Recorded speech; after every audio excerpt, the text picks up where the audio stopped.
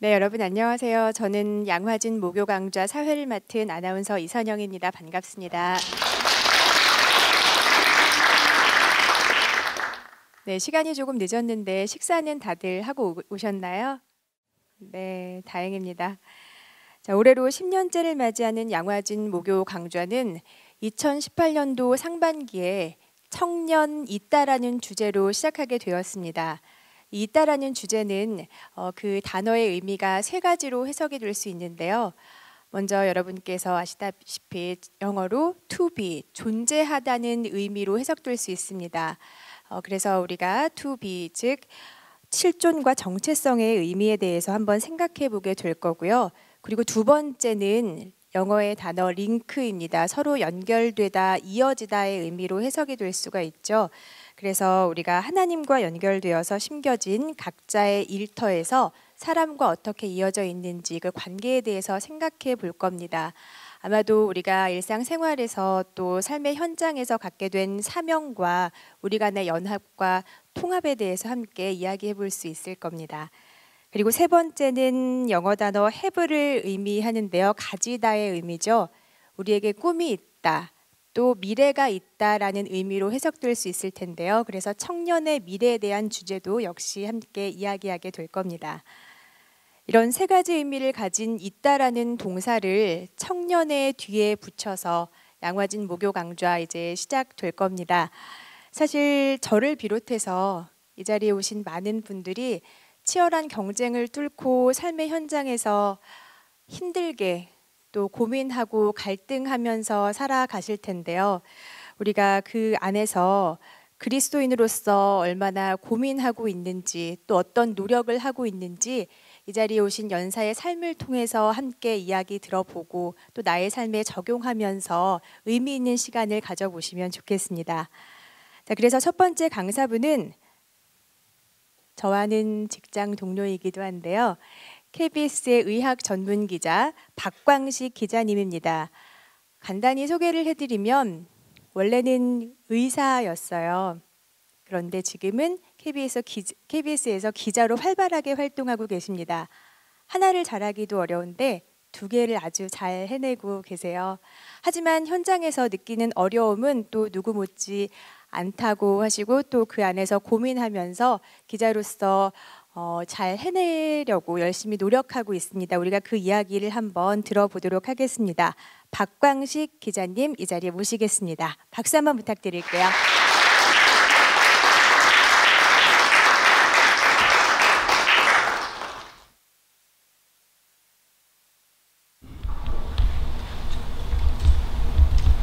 안녕하세요. 제 이름은 박광식입니다. KBS에서 의학 전문 기자로 일하고 있고요. 42살. 여느 그 주변에서 볼 수 있는 평범한 40대 초반의 아저씨입니다. 그래서 제가 이 자리에 쓰는 게 과연 온당한 건지 많은 고민을 했는데요. 그래도 제가 부족하진 하지만 의사라는 점에서 기자라는 점으로 어떻게 이렇게 오게 됐는지 그 삶을 함께 나누고자 이렇게 왔습니다. 말을 하면 할수록 실수가 많아서요. 제가 말을 여러분을 보고 얘기도 하겠지만 원고를 조금씩 참고하는 걸 너그럽게 봐주시면 좋겠습니다. 여느 40대 초반과 다를 바가 없고요. 의사에서 방송기자로 전향했다는 사실 그거 하나가 좀 다르기 때문에 아마 그 점에 대해서 좀 이야기할 수 있다고 생각하시고 저를 초대해 주신 것 같습니다. 하지만 저는 똑같은 다른 여느 40대 초반의 다른 아저씨들과 마찬가지로 고민하고 고뇌하고 번민하는 40춘기를 보내고 있습니다. 제가 KBS에 입사한 건 2010년입니다. 그러니까 의학 전문 기자로 따지면 연차로 따지면 9년 차가 됩니다. 입사했을 때 가장 많이 들었던 그 질문 중 하나가 의사가 방송국에 온 까닭은입니다. 선배들은 제가 방송에서 이렇게 좀 기자로 유명세를 타다가 나중에 그 유명세를 이용해서 개업하려는 거 아닐까? 얘가 의도가 좀 온전치 않다, 순수하지 않다 이런 눈길도 보내셨고요. 정말 안정된 의사, 일을 포기하고 왜 기자가 된 거야? 이렇게 험한 직업을, 이런 눈초리를 거두는데 좀 시간이 오래 걸렸습니다. 하지만 저의 답변은 늘 한결같았는데요. 그냥 정말 의학 전문 기자가 되고 싶었습니다. 그러니까 많은 의대생들이 다 의사가 되잖아요. 그런데 저는 좀 색다른 길로 가는 그것들에 대한 호기심이 있었습니다. 그래서 정말 의학 전문 기자가 되면 좀 교과서적인 얘기긴 하지만 시청자들에게 건강 정보를 좀 쉽게 설명해 줘가지고 그들에게 좀 도움이 되고자 했습니다. 뉴스를 보고 좋은 건강 습관이 그분에게 하나라도, 이렇게 누군가 한 명이 그 습관을 바꾼다면 그것도 정말 가치 있는 일은 아닐까. 또 뉴스를 보고 마침 내가 위험하네, 내가 위험할 수도 있네, 좀 건강검진을 받아서 조기에 암을 발견하고 또 치료를 받을 수 있다면 얼마나 다행일까. 그렇다면 진료실에서 환자 한 명 한 명을 보면서 질병을 치료하는 의사도 멋지지만 이런 것도 의미가 있는 일은 아닐까, 이렇게 생각을 했습니다. 나아가 방송이라고 하잖아요. 방송, 브로드캐스팅이잖아요. 넓게 캐스팅하는 거잖아요. 근데 사실 제가 의사 진료할 때 보면 제가 신촌이나 아니면 강남에서 이렇게 진료할 때 보면 환자들마다 경제적 형편에 따라서 건강 정보를 알고 있는 양과 질의 차이가 너무 컸습니다. 돈 많은 사람들이 알고 있는 고급 정보들.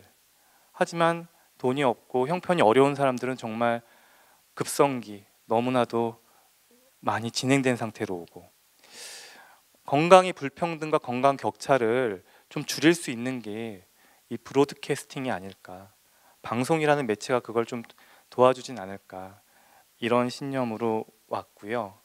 그리고 병원에는 저보다 더 환자를 잘 보는 의사들이 많기 때문에 굳이 저 한 명쯤은 제가 병원 가지 않아도 괜찮지 않을까, 이렇게 생각했습니다. 그래서 의사라는 점에서 기자라는 점으로 가게 된 이유를 묻는다면 그렇게 특별할 것도 없고 그냥 교과서적인 답변을 저도 말할 수밖에 없습니다. 그러면 이 점과 점을, 사실 점과 점에 많이 이렇게 제가 꽂혀 있는데요. 바둑 이렇게 돌을 하나하나 두는 게 이어지면 완생이 되고 미생이 되고 이런 개념도 있고, 또 신영복 선생님의 글을 보면 점과 점이 이어져서 선이 되고 선과 선이 만나서 또 면을 이루고 면과 면이 만나서 장을 이루고, 이런 개념들을 이렇게 얼핏 글을 본 적이 있습니다. 그러면 저는 의사라는 점에서 기자라는 점으로 어떻게 가게 됐을까? 이제 저의 구구절절한 얘기들을 여러분들께 얘기를 드려야 되는데요. 편안하게 그냥 들으시면 좋을 것 같아요. 그냥 그렇게 됐구나. 이야기는 저의 대학생활 시절로 거슬러 올라갑니다. 캠코더를 너무 좋아했어요. 이렇게 영상 찍는 거를요. 그래서 캠퍼스를 누비면서 그 친구들을 찍어주는 걸 좋아했고, 그리고 친구들하고 놀았던 것들을 다 이렇게 편집을 해서 음악만 깔면 멋진 뮤직비디오가 됩니다. 한 1990, 제 96학번이니까요. 96학번이니까 훨씬 더 그 당시 캠코더로 막 편집하고 그랬으니까 얼마나 좀 신기하고 사람들이 그랬겠어요. 그래서 그런 것들 때문에 뮤직비디오를 찍어주면 너무 좋아하는 거예요. 저는 근데 그 수준에서 놀이 수준이었어요. 그런데요, 같은 신앙 공동체에 있던 한 형이, 선배가 바람직한 의사상이라는 영상을 사회 각계 계층의 인사들을 만나서, 손봉호 교수님이나 이런 분들, 각계 계층의 목사님이나 만나서 이 사회가 요구하는 의사는 어떤 의사상인지를 인터뷰를 해서 편집을 해서 그걸 의대생 수련회 때 보여준 거예요. 근데 그걸 본 저의 동료들이나 저희 동기들이나 후배들이 나의 롤 모델은 그럼 뭐지? 나는 어떤 의사가 돼야지? 서로 토론을 하고 그 영상이 미치는 어떤 여파를 제가 목격을 하게 됩니다. 영상의 힘이란 이런 거구나. 어떤 시각으로 어떻게 영상을 담느냐에 따라서 그냥 뮤직비디오의 어떤 감성적인 게 아니라 어떤 사람의 마음을 움직이고 사람에게 어떤 비전과 꿈을 심어줄 수 있구나. 거기에 제가 또 꽂힙니다. 때마침 방송과 신문에는 의학 전문 기자가 그때 2002년, 2001년 막 등장하기 시작하던 때입니다. 제가 본과 3, 4학년 때.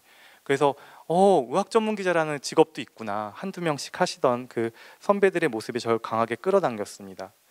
근데 의과대학 다니면서 그걸 관두고 당장 의학 전문 기자를 의사도 아니기 때문에 할 수 있는 그런 용기는 없었습니다. 그냥 단지 그 지점에서는요, 그 점에서는 제가 가고자 하는 방향만 정했어요.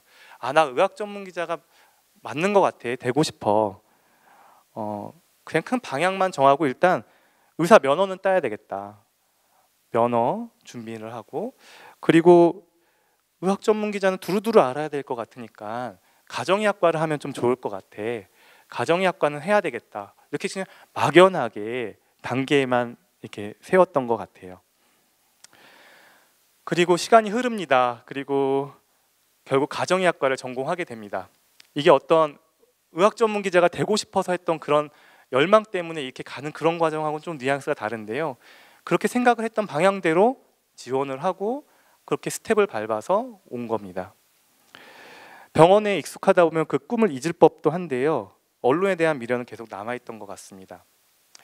레지던트 2년차, 3년차 또 병원에서 전문의 있다면 이제 다음에 또 어디로 가야 되지? 막 불안하던 그때에 저희 병원에 실습을 온 또 한 믿음의 형제분이 계십니다. 같이 병원 구내식당에서 밥을 먹으면서 형, 나 정말 괴롭다. 내년에 나 뭐하지? 내후년에 나 뭐하지? 그냥 기자는 되고 싶은데 그냥 그렇다고 그거 뽑아주는 것도 아니고 내가 하고 싶다고 할 수 있는 것도 아니고. 근데 그 형이요, 그럼 너 일단 공부 먼저 해봐. 네가 그렇게 관심 있고 꿈이 있으면 노력을 해야지. 일단 그러면 대학원을 알아봐. 그래서 대학원을 알아봅니다. 그게 마침 언론 홍보대학원이에요. 야간 과정이 있더라고요. 그래서 저는 의학대학원이 아닌 언론 홍보대학원을 가게 됩니다. 대학원에 갔고요.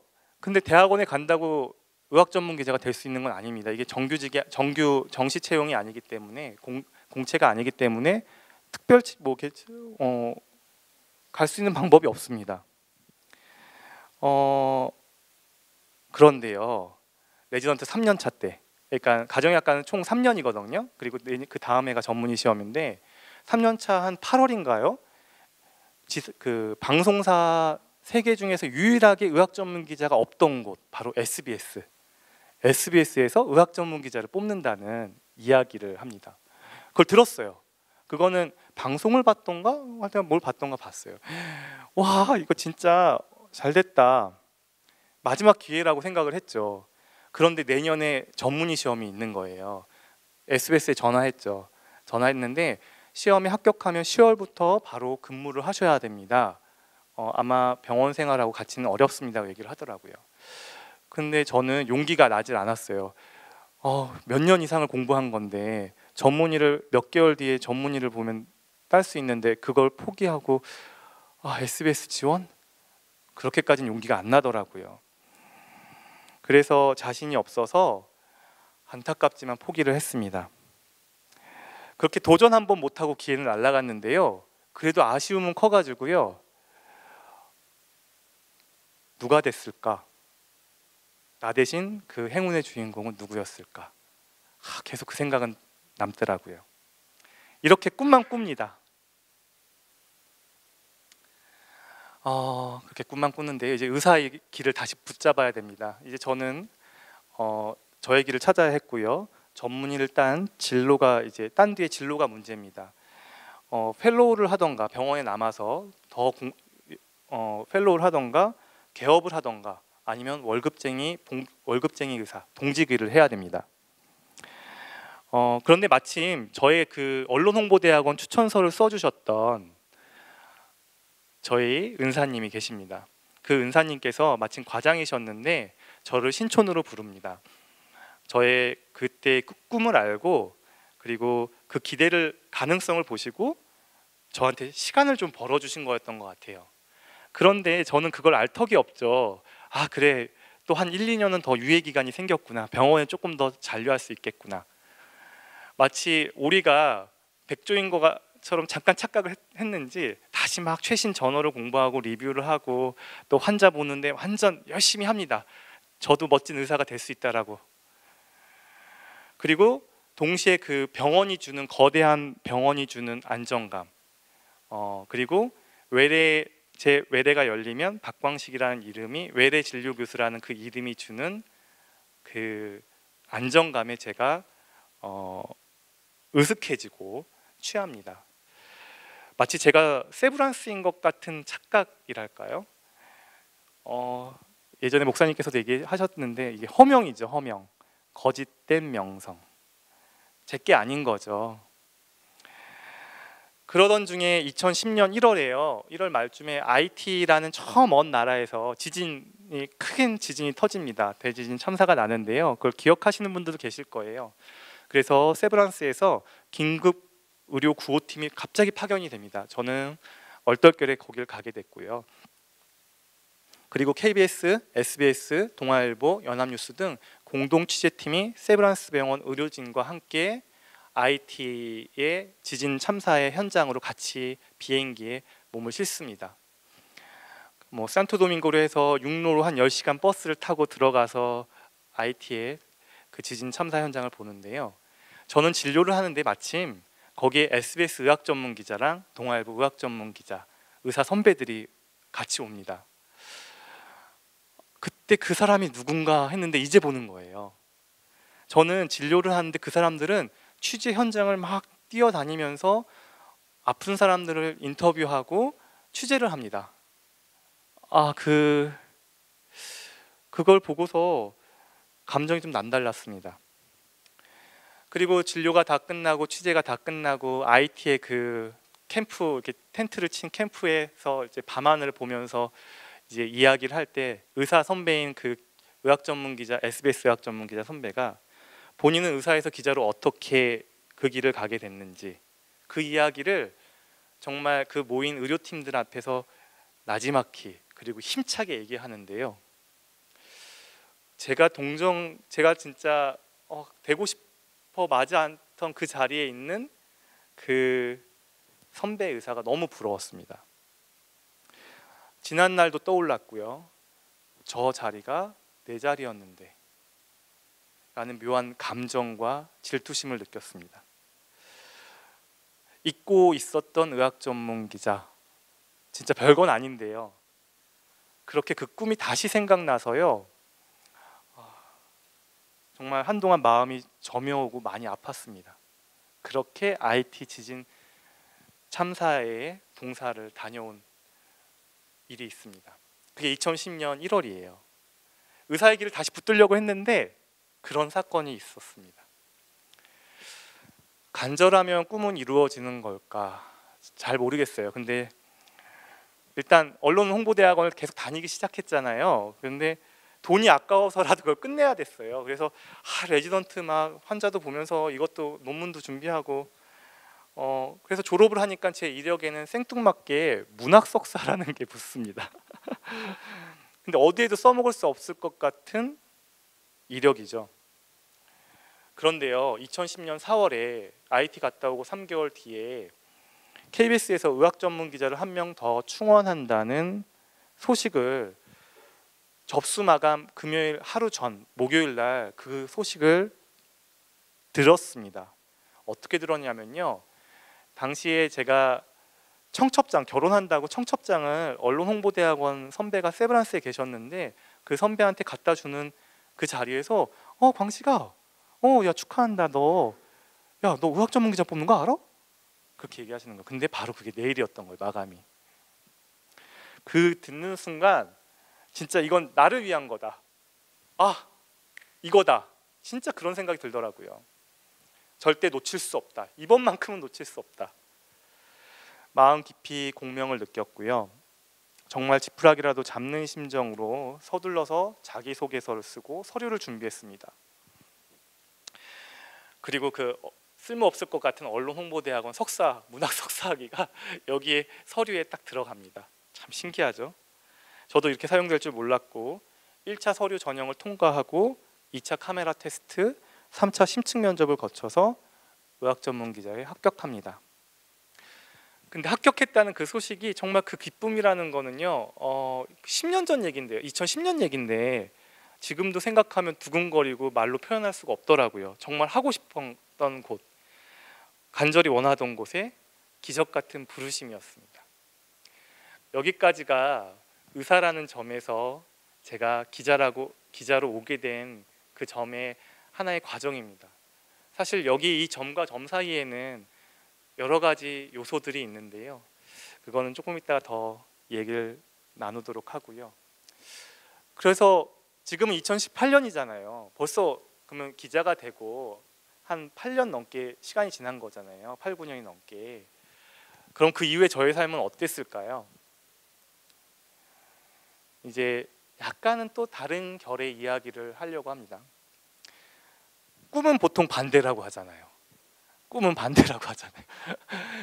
그렇게 기적 같은 부르심, 제가 간절히 왔던 곳, 원했던 곳에 왔는데 좀 다르더라고요. 대학병원 외래 진료 보던 의사가 하루아침에 사건 기자가 됩니다.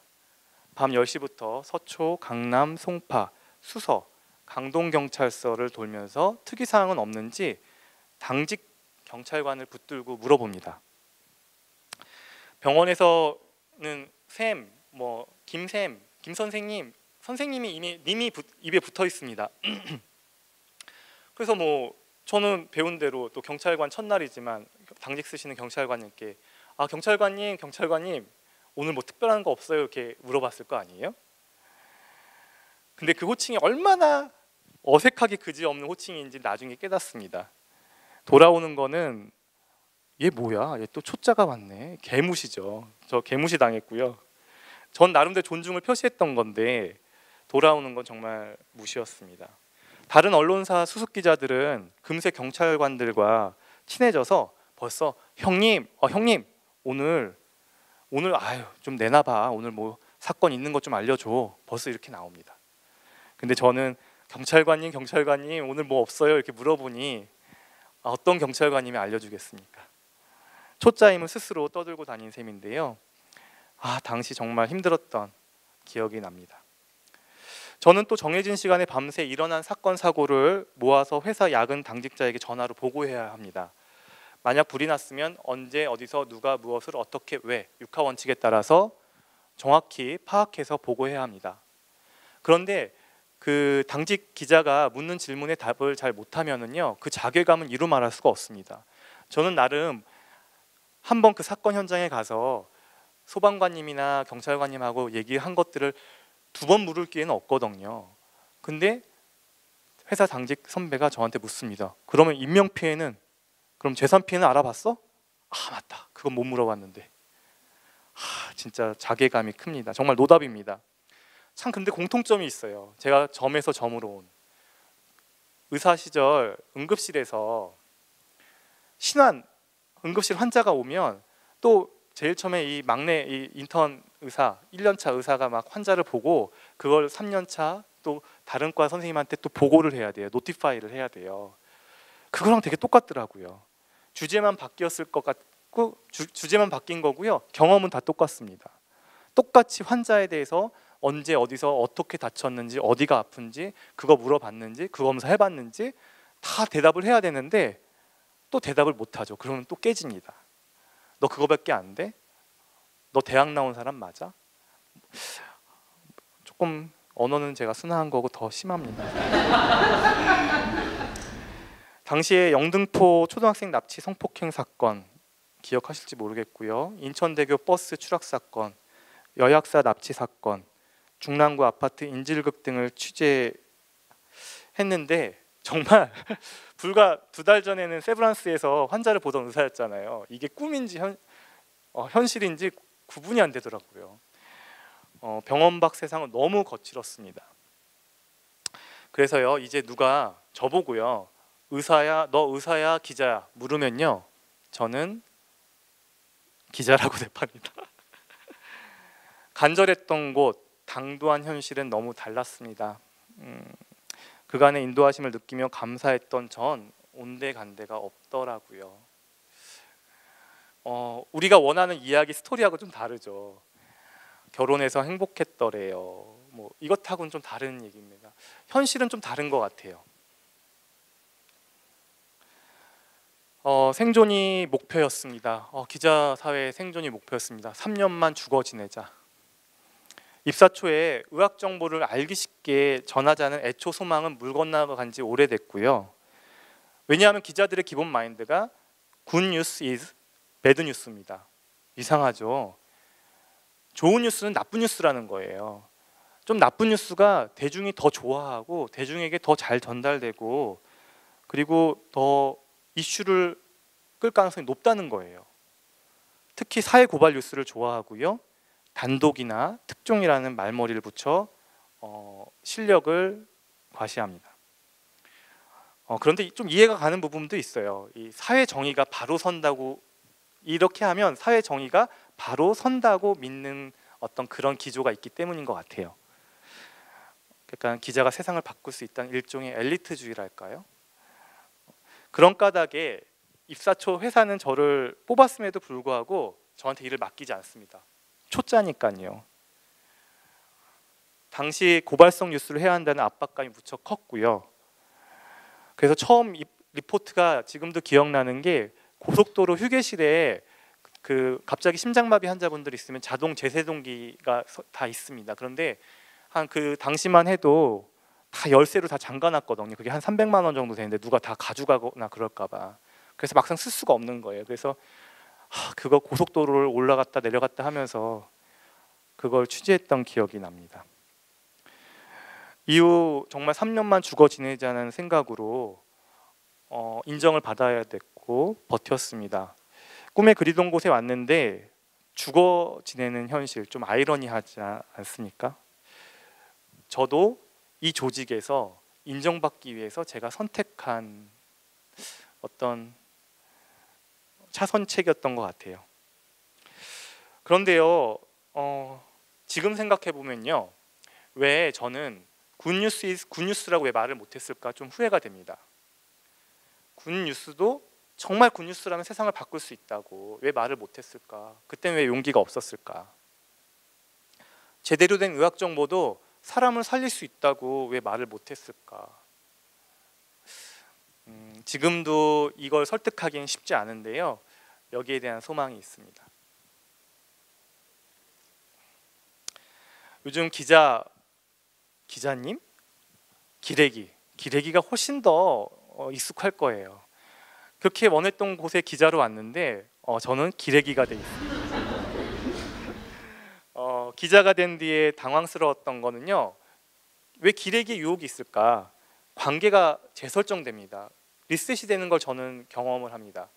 병원에서 레지던트였을 때는 병원장은 정말 말 한 번 붙일 수 없는 엄청나게 높으신 분입니다. 주인 과장만 해도 되게 높은데 그 과장의 또 원장이니까요. 근데 기자가 딱 됐습니다. 근데 병원장님이 박 기자 하면서 아는 척을 합니다. 저도 사람인지라 그런 것들을 여러 번 경험하게 되면 우쭐해지더라고요. 높은 분들이 갑자기 잘해주다 보면 제가 착각하기 쉽게 되는 겁니다. 이게 기레기로 추락하는 단초가 되는 거고요. 그런데 기자는요, 전달자일 뿐입니다. 국민을 대신해서 질문을 하고 그게 맞는지 아닌지 사실을 확인하는 진짜 중간에서 이렇게 트랜스포터 이렇게 전달하는 역할만 하는 사람이에요. 그런데 그 자리를 까먹고 자신이 잘난 줄 알기 되게 쉬운 자리가 되는 거예요. 그러다 보니까 기자 주변, 제 주변에는 어느새 기업 임원들이나 정부의 고위 관계자들로 가득 차 있습니다. 전달자의 위치가 기득권에 더 가깝게 편향되는 겁니다. 그렇다면 시민의 목소리는 외면하기가 더 쉽겠죠. 공급자 중심의 뉴스를 생산하기가 쉽고요. 정말 저도 예외일 수가 없습니다. 기자 생활 8년차 되는 시점에 저는 파업에 참여했습니다. 그동안 생각이 많이 바뀌었습니다. 예전엔 참이라고 믿었던 게 지금은 참이 아닌 경우가 많더라고요. 파업 전에는 정말 열심히 취재했는데 정말 열심히 취재만 해서는 안 되겠더라고요. 열심히 한다는 게 중요한 게 아니더라고요. 방향이 중요하더라고요. 그걸 늦게 깨닫습니다. 공급자를 위해서 열심히 만들었던 뉴스가 무슨 의미가 있을까? 다시 저 스스로 되묻기도 했고요. 그리고 제가 열심히 한 행동은 또 누군가에게는 또 어떤 결과를 초래할지 그런 부분들에 대해서 생각 없이 그냥 저만 열심히 하면 된다고 생각했던 어리석음을 여러분들께 말합니다. 섬김의 리더십. 이제 저의 조금 일상을 좀 얘기를 할까 해요. 관계에 대한 얘기인데요. 이제 마지막 테마입니다. 한번 저는 이제 방송 기자는 매일매일 뉴스가 있어요. 없을 때도 있지만 한번 뉴스가 이제 취재할 게 나가면 4명이서 팀을 이룹니다. 취재 기자인 저, 그리고 카메라를 들고 있는 촬영 기자, 그리고 오디오맨, 그 다음에 운전하시는 기사님, 총 이렇게 4명이 한 팀입니다. 그리고 그 취재를 마치고 돌아오면 제가 원고를 쓰고요. 그 원고를 한 600자 원고를 쓰면 그 원고를 저희 부서에 있는 데스크, 그러니까 팀장이 한번 원고를 보고요. 그 원고를 또 다시 부장이 한번 본 다음에 사인을 냅니다. 사인이 난 그 원고를 이제 제가 오디오를 이제 후반에 오디오를 레코딩하고요. 오디오를 녹음을 하고요. 그리고 그래픽실에 있는 그래픽 디자이너와 그리고 영상 편집자가 후반 작업을 해서 최종본을 완성합니다. 뉴스는 혼자서 만드는 게 아니더라고요. 이게 한마디로 진짜 공장입니다. 이걸 어떤 정성을 들여서 만든다기보다는 기계적으로 모든 사람들이 자기 할 역할들 딱딱딱 찍어내듯이 딱 했을 때 이렇게 해서 그냥 뉴스가 생산이 되더라고요. 그러니까 잘 이 얘기는 뭐냐면요, 기자 한 명만 똑똑하다고 해서 잘 될 문제가 아니라는 겁니다. 취재를 나갔는데 운전하시는 기사분이, 보통 저희는 형님이라고 많이 부르는데요, 그분이 제가 고대 안산병원을 가자고 했는데 어떨 땐 고대 안암병원으로 저를 데려다 준 적도 있습니다. 그러면 그날 스케줄 다 틀어지는 거죠. 그리고 촬영 기자분이 담아야 될 영상을 제가 이야기하지 않아서 담지 못했던 경우도 비일비재합니다. 이런 일들을 막기 위해서는 팀워크, 협업, 취재 기자가 더 원활한 소통을 하고 더 많이 이야기하고 더 많은 착오가 발생하지 않도록 더 많이 섬겨야 됩니다. 그런데 이거의 전제는요, 제가 누군가를 이렇게 챙겨주려면요, 일단 제 앞가림부터 잘하는 게 기본이더라고요. 그래서 이 회사, 이 공장에서 저는 그걸 배웁니다. 한 명만 뛰어난다고 해서 잘하는 이런 어떤 이 조직은 그런 스타 시스템이 아니라 조금씩 협업을 통해서 하는 시스템이구나. 또 다른 이야기를 해볼까 합니다. 직장에서 착한 사람의 기준은 무엇인지 여러분 아십니까? 교회를 열심히 다니고 기도하는 사람일까요? 아니면 착한 사람은 정말 인사 잘하고 말 잘 듣는 부하일까요? 저는 직장에서, 회사에서 착한 사람은 일 잘하는 사람입니다. 그리고 못된 사람은 일 못하는 사람입니다.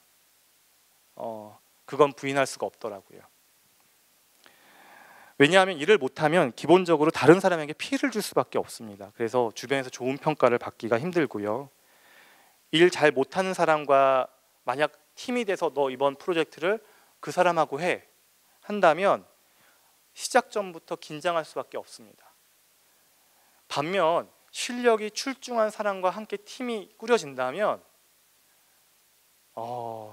그들이 주는 신뢰는, 편안함과 신뢰는 어마어마합니다. 이런 관계는 직장인들이 모여서 점심시간 335 모여서 나누는 뒷담화의 흔한 소재입니다. 그런데 말이죠, 여러분 눈치채셨겠지만 저 앞에 있는 박 기자는 방금 착한 사람의 기준이 회사에선 실력이다라고 말했는데 스스로 은연중에 실력이 뛰어나다고 스스로 전제를 깐 겁니다. 되게 교묘하게 깐 건데요. 마이크를 좀 더 붙이겠습니다. 그런데요, 과연 제가 실력이 있을까요? 한번 곰곰이 따져봅시다.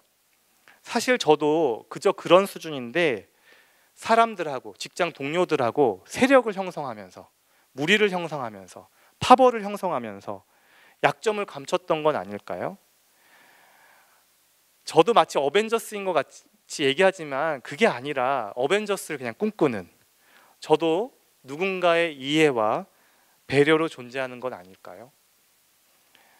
비즈니스의 세계에서 더불어 함께 가는 미덕이 무엇인지 저는 지금도 고민입니다. 일 잘하면 다 좋겠지만 일 못하는 사람도 있죠. 저도 일 못하는 부분이 있습니다. 인사 고과를 확인할 수가 있습니다. 저는 팀장이 저를 어떻게 평가했는지, 부장이 어떻게 평가했는지를 확인할 수 있는 그 기간이 있습니다. 근데 지난번 팀장이나 이번 팀장이나 부장이나 저의 약점을 체크해주는 그 위크 포인트는 어떻게 그렇게 똑같은지 모릅니다. 저도 누군가의 도움으로, 누군가의 배려로 있는데 착각하는 건 아닌지 그렇게 생각이 듭니다.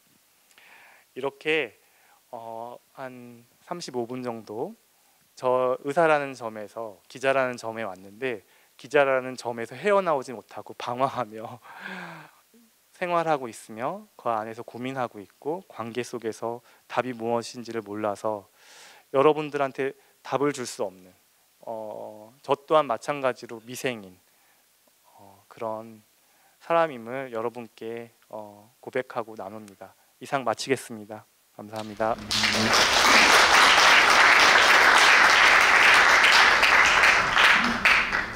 네. 사실 이 자리에 서시기 전에 간단히 식사 자리를 가지면서 굉장히 떨린다는 이야기를 많이 하셨어요. 그리고 무엇보다 가장 걱정했던 것은 스스로가 너무나 부족한 사람인데 이런 나의 얘기를 누가 들어줄까라는 고민이 너무 많으셨거든요. 여러분 어떠셨어요? 잘 들으셨죠? 네. 너무 긴장하지 않으셔도 되었을 것 같아요. 너무 잘 이야기 나눠주셔서 감사합니다. 저는 들으면서 참 생각했던 것보다도 회사에서 제가 이제 화면에서 봤던 이렇게 프로다운 그런 기자 모습보다도 훨씬 더 겸손하시구나. 그리고 자신이 주어진 상황에 대해서 늘 어떤 의미를 찾고자 애쓰시는 분이구나 하는 것을 느끼게 되었습니다. 자, 그럼 저희가 박광식 기자님 그리고 이광희 목사님 이 자리로 모시고 좀 더 깊은 신앙의 이야기를 나눠보도록 하겠습니다. 모실 때 큰 박수 부탁드릴게요.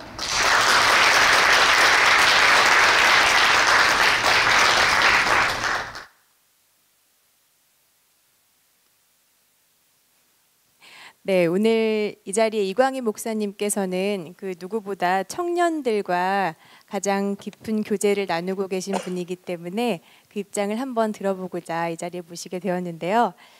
어떠셨어요? 목사님께서는 또 교회에서 이제 청년들과 교제를 하시기도 하지만 현장에서 고군분투하는 이야기를 아주 구체적으로 들어보신 건 좀 드문 일이실 것 같은데요. 어떻게 들으셨나요? 예, 일단 굉장히 인상 깊었고요. 어느 포인트가 인상 저는 깊으셨을까요? 세 가지가 좀 인상 깊었습니다. 네. 첫 번째는 대부분 사람들이 직업으로 사람을 평가하거든요. 그 선입견이 있어서 이 사람은 이런 직업이니까 이런 사람일 거다라고 생각하는데, 의사라는 직업과 기자라는 직업은 이미지가 굉장히 다르고, 근데 한 사람이 의사라는 직업과 기자라는 직업이라는 그 점을 어떻게 이어가는지 과정을 볼 수 있었다라는 게, 청년들이 지금 어디론가를 향해 가고 있는데 그것이 과연 이어지기는 한 걸까라는 질문에 좋은 모범이 됐다라는 쪽에서 첫 번째 인상 깊었고요. 두 번째는 그 강의 중에 혹시 아셨는지 모르겠지만 그 결혼식 청첩장을 주면서 기자가 돼야겠다라고 생각한 것이기 때문에 그 아내분 입장에서는 뭐 그렇다고 해서 의사인 줄 알고 결혼했는데 기자가 됐다 이런 얘기는 아니지만, 내가 생각했던 결혼 생활과 갑자기 청첩장을 주고 결혼식이 끝나고 나서 전혀 다른 결혼 생활이 일어났기 때문에 아내 입장도 좀 들어보고 싶다라는 생각을 했습니다. 네, 네. 저도 그 지점에서 한 가지 첨언을 드리면 KBS 전형 과정이 한 달이 넘습니다. 청첩장을 받고 결혼을 금방 하셨다고 알고 있는데 신혼생활은 어떻게 되었을까? 네, 그렇죠. 생각과는 많이 신혼여행은 달랐겠죠. 어떠셨는지 한 생각도 들고요. 나머지 한 네. 가지는 네. 그 한 가지는 그 하나의 사건이 여러 사람들한테 다른 의미를 줄 수도 있겠구나라는 생각을 했는데요.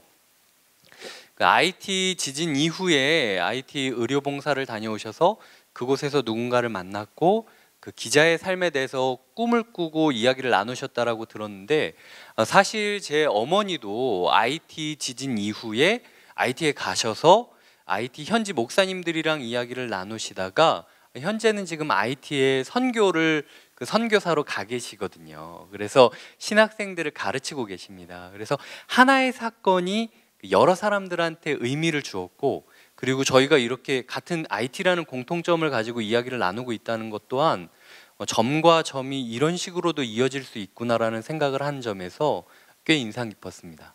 네. 저는 왜 우리가 직장인으로서 다들 사명을 가지고 일터에서 일을 하잖아요. 사실 의사로서는 어떤 생명을 살리는 데 사명감을 가지셨을 거고 그리고 저도 방송국에 제가 입사를 하면서 가졌던 저의 어떤 목적이나 사명은 방송이라는 그 매체를 통해서 어떤 하나님의 선한 영향력을 드러내는 사람이 되자라는 것이었거든요. 어떻게 보면 아까 박 기자님도 그 브로드캐스팅을 통해서 좋은 정보를 많이 나눠주고 싶다 이런 생각을 갖고 이제 기자가 되신 거잖아요. 그렇다면 어쨌든 의사와 기자는 너무나 다른 직업이에요. 그렇죠? 그 어쨌든 목적은 그럴 수 있지만 근데 자질 면에서는 어떻게 다른 그런 자질을 갖고 준비를 해야 되는지 똑같은 사명을 갖고 있겠지만요. 네. 그러니까 의사라는 점, 기자라는 점, 의사의 자질과 기자의 자질.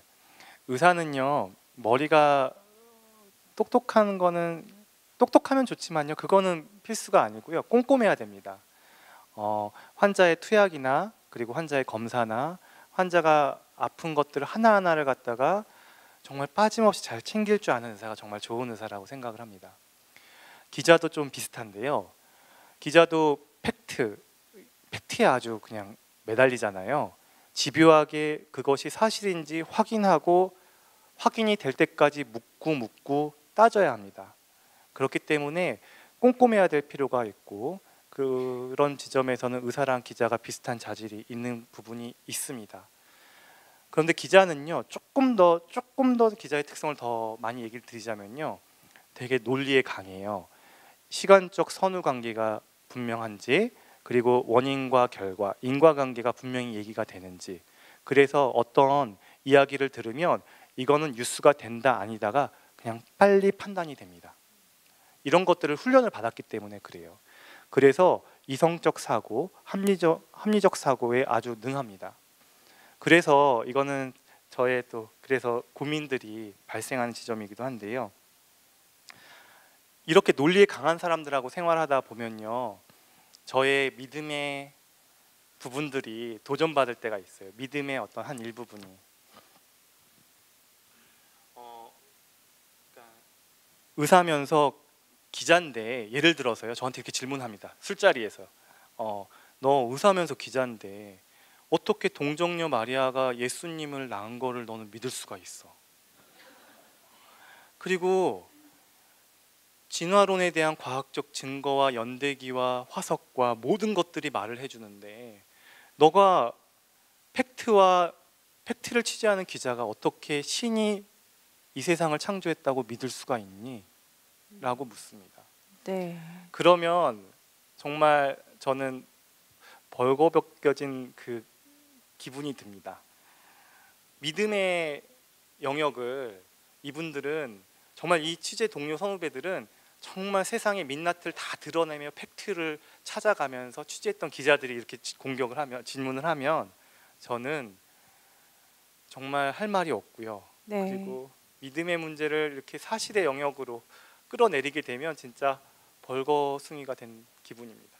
사실 기자로서는 더 그렇게 느낄 것 같아요. 팩트에 기반해서 이야기를 해야 하니까. 근데 이 자리에 계신 모든 분들도 신앙인으로서 신앙을 가지지 않은 친구들과 얘기를 할 때도 이건 민감한 주제일 수밖에 없거든요. 또 직장 선배가 그렇게 물어본다면 그걸 신앙의 입장에서 얘기를 해야지라고 따질 수도 없는 부분이고, 목사님께 좀 답을 지혜로운 답을 구해봐야 될 것 같아요. 그거는 기자님한테 의사이자 기자이자 신학자가 되기를 원하는 거라는 생각을 좀 합니다. 네, 그래서 그렇게 물어보실 때는 저는 신학자가 아니기 때문에 우리 교회 오시면 목사님들이 설명해 주실 거라고. 그 기독교 신앙이라는 것은 근원을 향해서 점점 과거를, 내가 왜 태어났을까? 그렇다면은 그 이전은 어땠을까라고 관계의 시작점을 계속 되짚어 봤을 때 그 끝에는 하나님이라는 분이 없으면은 절대 인간이라는 존재가 시작될 수 없었겠구나라고 생각하는 것이 기독교의 신앙의 출발점이거든요. 그렇기 때문에 기자로서 의사적인 대답을 기대하는 것, 그리고 의사이면서 기자의 논리성을 갖춘다라는 것들이 굉장히 다른 분야인 것 같지만, 사실 각자의 끝을 가면 의사이건 기자이건 다 하나님을 만나게 된다라는 것이 우리가 믿고 있는 신앙이라고 저는 생각하고요. 그리고 타인과의 만남 또한 같다고 생각합니다. 이 사람의 시작은 제가 시작이 하나님으로부터였듯이 이 사람의 시작도 하나님으로부터라는 거죠. 그렇기 때문에 끊임없이 어차피 우리는 하나님으로부터 시작돼서 만났구나라고 생각하는 것이 이 관계 가운데 있어서 점을 잇는 중요한 지점이라는 생각을 하고요.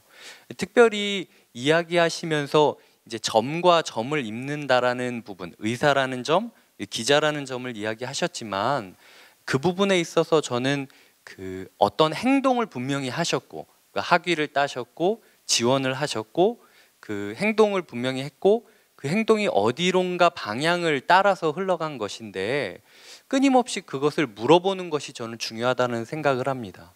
사실 답을 알고 움직이는 사람이 많지는 않거든요. 대부분 후해석의 작업을 거칩니다. 누군가와 결혼을 했을 때도 내가 결혼을 하고 나니까 내가 사실 당신한테 이러이러하게 작업을 건 거야 라는 식으로 얘기를 하는 거지, 사실 그 상황에서는 그러지 않았을 수도 있는 거거든요. 그래서 모든 것이 후해석이기 때문에 지금 답을 알지 못한다 할지라도 이미 답은 원인과 결과라는 건 이미 답은 과거에 있었고, 또 언젠가 내가 해석하게 됐을 때 답이 이렇구나라고 생각을 하게 되면 현재는 질문으로 가득 차게 살아가는 게 인생 아닐까. 그래서 비록 지금 이 자리에서 기자님이 왜 이렇게 얘기를 하는지 또 질문이 남겠죠. 그래서 5년이 지나고 10년이 지났을 때 어느 부정직한 상황 앞에서 그래도 내가 교회에서 청년들 앞에서 이런 얘기를 했는데 라는 후해석이 있으면 오늘의 질문이 의미가 있다라고 생각하기 때문에 끊임없이 질문하면서 살았으면 좋겠다라는 생각입니다. 네. 하지만 저는 그런 부정직한 상황이 오기를 바라지는 않습니다. 그렇죠. 네. 그런데 정말 중요한 것 같아요. 기자로서, 원래는 의사였지만 기자로서 살아가면서 내가 왜 이런 것을 하고 있지? 라는 그런 끊임없는 질문을 통해서 정체성을 계속해서 만들어 나가는 그 작업이 아주 중요한 것 같아요. 아까 잠깐 말씀하셨지만 저 같은 경우는 잠시 창조 과학론에 대한 이야기를 하면 그 근거를 찾아서 같이 싸우는데 그건 하면 안 되는 거죠, 목사님. 네, 왜냐하면은 인간이 모든 것을 알지 못한다라는 사실 때문에 사실 우리가 신에 대해서 의지하고 있는 부분들이 있기 때문에 논리적으로 모든 것을 다 해결할 수 있다라는 것 또한 우리가 가질 수 있는 우상 중 하나라고 생각합니다. 네, 명심하겠습니다. 네. 자, 그러면 그 기자라는 꿈을 이뤄가는 과정 중에 뭐 많은 좋은 분들을 만나셔서 잘 해결을 해나가기도 했지만 그래도 뭔가 중간중간에 힘든 점이 좀 많으셨을 것 같아요. 가장 기억나는 부분이 있다면요. 일단 저는 어떤 꿈을 결심하고 노력해서 점과 점을 하나하나 점점점점점해서 잇는 어떤 그런 스타일의 사람은 아니었던 것 같아요. 그냥 막연한 꿈, 뜬구름 잡는 듯한. 그러니까 이런 사람의 문제점은요, 세브란스 병원에서 다음 단계로 넘어가는 그 시점에 다른 친구들은 막 이미 결정이 되고 구체적으로 뭐가 준비되고 하는데 진짜 막막한 거예요. 막연하니까. 그리고 정말 알 수가 없는 거예요, 미래를. 그게 저는 제일 힘들었던 것 같아요. 그러니까 다른 친구들하고는 달리 저는 너무 뜬구름 잡는 얘기를 하는 그런 부분들. 근데 그럴 때 저한테 질문을 스스로 그 힘든 부분들, 예를 들어서 세브란스에서 펠로우를 하고 다음에 이제 정말 병원에 자리가 없어서 나가야 되는 그 시점에 처음에 제가 그 마치 세브란스가 저인 것 같고 그런 허명에 빠졌다고 얘기를 드렸잖아요. 그때 묻는 거예요, 저 스스로. 너가 처음부터 빈손으로 오지 않았냐? 네가 실력으로 의대 온 거 아니지 않냐? 가슴에 손을 얹고 한번 생각을 해봐라. 또 병원도 세브란스에서 트레이닝 받은 것도 그거 다 네 능력으로 온 거 아니지 않냐? 빈손으로 왔는데 왜 자꾸 가지려고 하느냐? 이걸 저한테 물었던 것들이, 그러니까 그 뒤에 있는 제 이름 석자가 중요한 게 아니라 뒤에 있는 세브란스에 제가 매여 있던 그 저의 그 욕심과 욕망을 보게 되는 거죠. 그래서 그래서 좀 자유로웠던 것 같고요. 그리고 아까 그 점과 점을 잇는 그 선 사이에 그 링크에 사실 저는 막연하잖아요. 막연한데 저거는 하나 자신 있게 얘기할 수 있는 건 뭐냐면요. 지금까지 막 주저주저 하면서 얘기했다면 이거 하나만큼은 자신 있게 얘기할 수 있는데, 그 막연하고 정말 창피하고 아무것도 준비하는 그 어떤 저의 소망을 저의 믿음의 형제들하고 거리낌 없이 나눴던 것들이 컸던 것 같아요. 박광식은 뭘 어떤 방향으로 생각을 하고 있구나를 주변에서 알고 있었던 거가 있어요.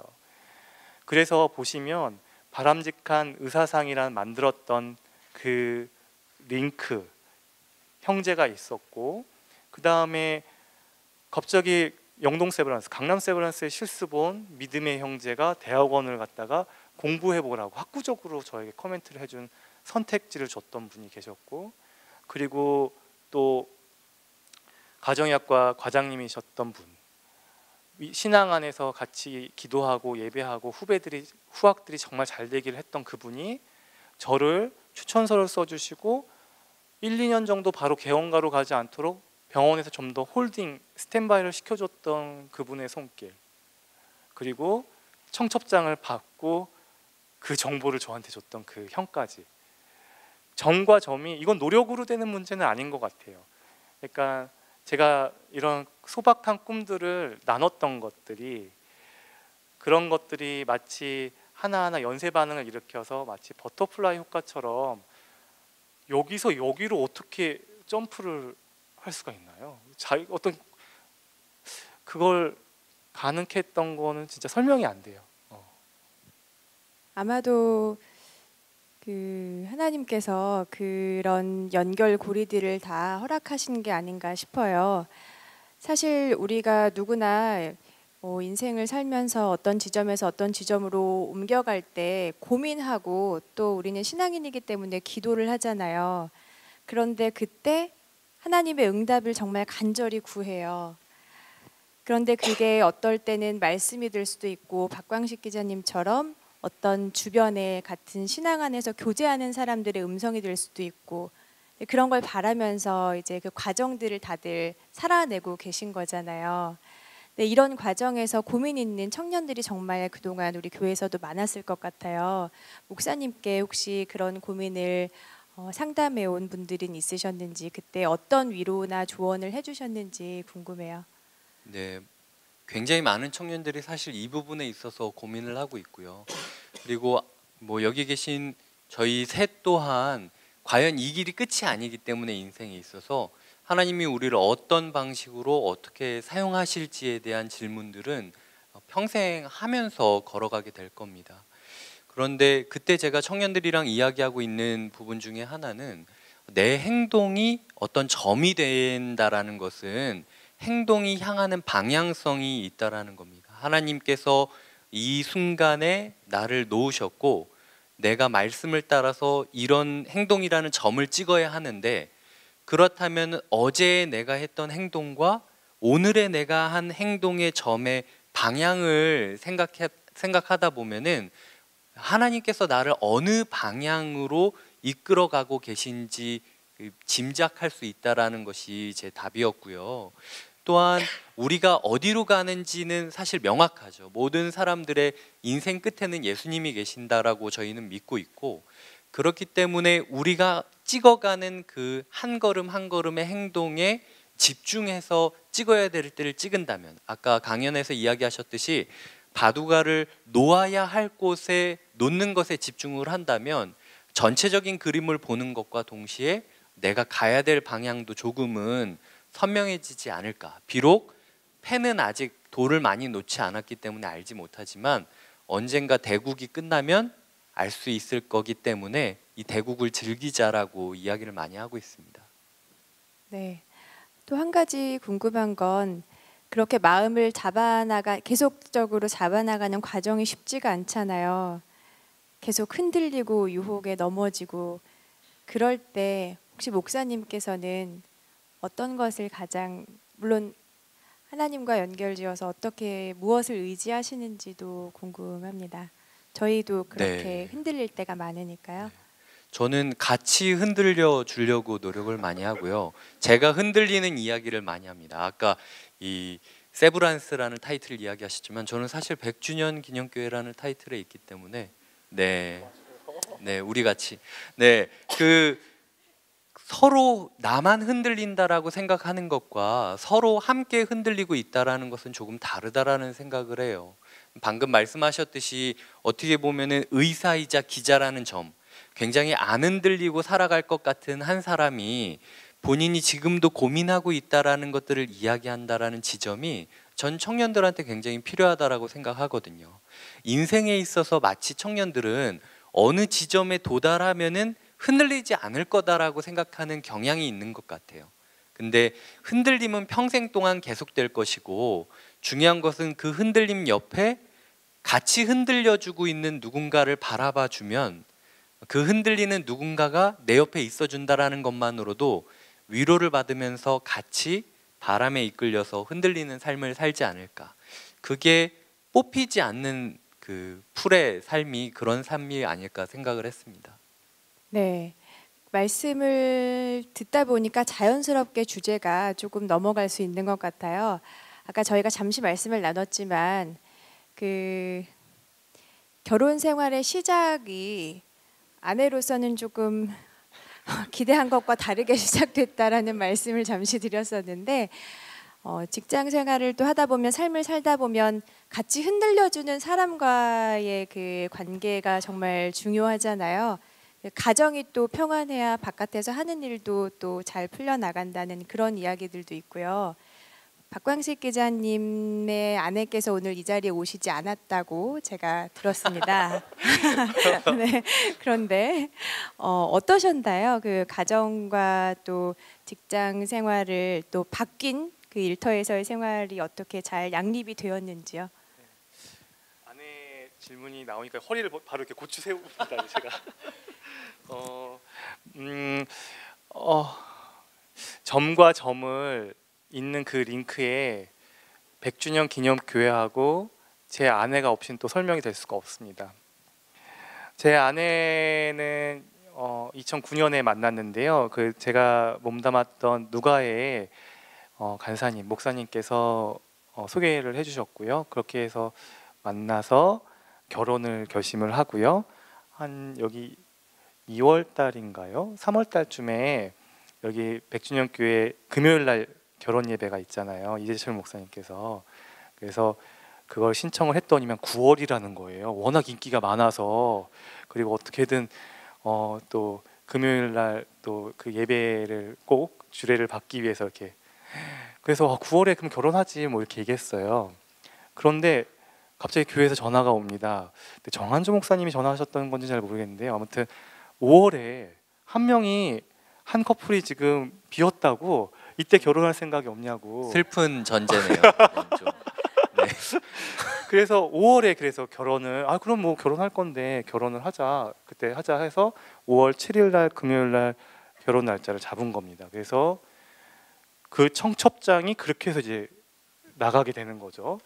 그리고 제 아내랑 결혼했던 5월 7일 날 그 전날 아내한테 청첩장 뭐 KBS 모집 사실을 알리고 하지만 아내는 이렇게 생각했을 거예요.